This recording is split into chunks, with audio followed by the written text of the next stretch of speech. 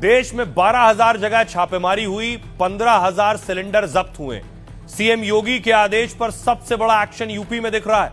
पूरे यूपी में प्रशासन अब तक करीब 5,000 छापे मार चुका है। लखनऊ से आगरा, बुलंदशहर तक करीब 2,000 सिलेंडर जब्त किए गए।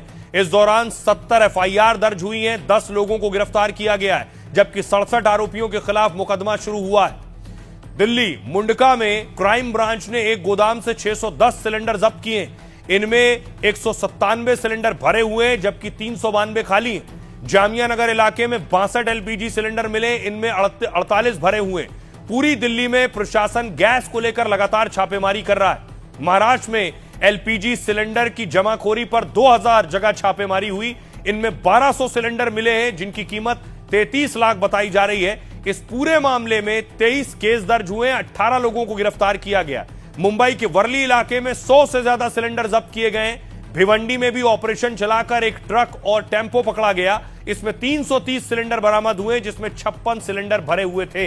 एमपी में देखिए 1200 छापे मारे गए, जिनमें 1800 सिलेंडर जब्त किए गए। भोपाल में चाय की दुकान से 24 कमर्शियल और 15 घरेलू एलपीजी सिलेंडर मिले। इसके अलावा कटनी इलाके में भी 22 घरेलू सिलेंडर बरामद हुए।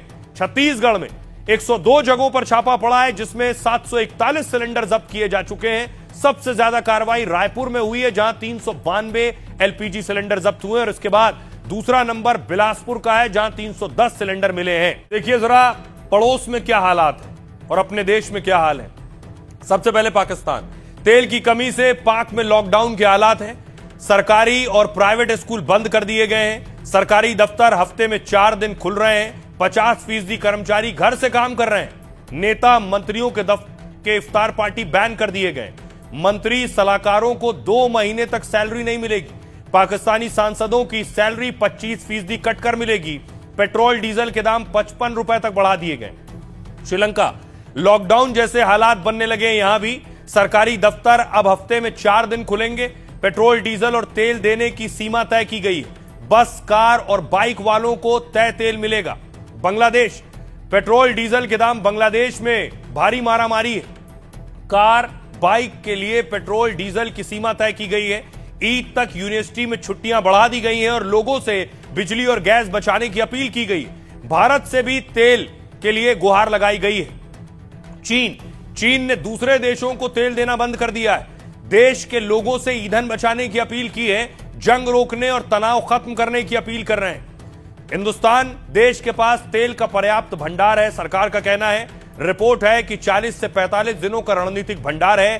दुनिया भर में संकट के बाद भी तेल के दाम नहीं बढ़ाए।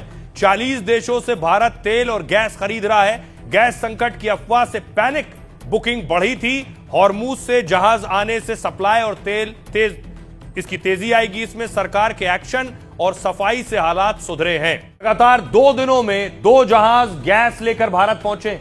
आज नंदा देवी गुजरात के वडिनार बंदरगाह पर पहुंचा है और यह स्ट्रेट ऑफ हॉर्मूज से गुजरने वाला दूसरा जहाज है। इसमें 46,500 मीट्रिक टन से ज्यादा एलपीजी है। सोमवार को शिवालिक जहाज मुद्रा बंदरगाह पहुंचा था। इसमें 46,000 मीट्रिक टन से ज्यादा एलपीजी लोड था।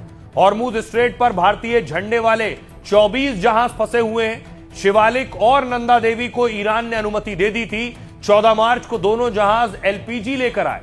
दोनों जहाजों में लदी गैस से 68 लाख सिलेंडर भरे जा सकेंगे। अब यूएई से आ रहा जहाज जगलाटकी रास्ते में है।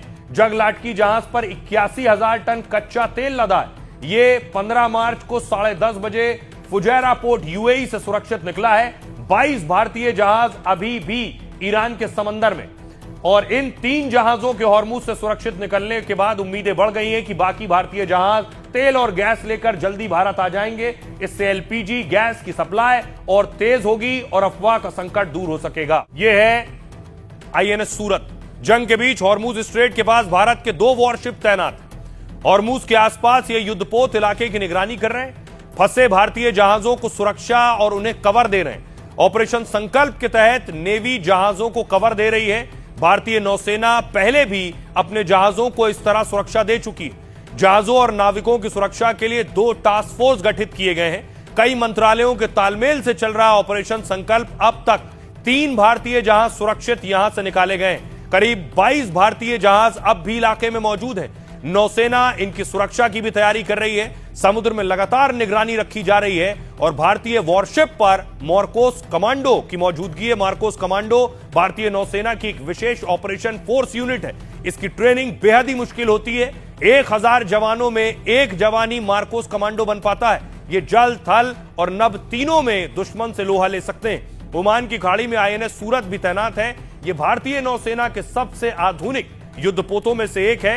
ये जहाज सुपरसोनिक क्रूज मिसाइल ब्रह्मोस से लैस है और इसमें लंबी दूरी की सतह से हवा में मार करने वाली मिसाइलें भी लगी हुई हैं।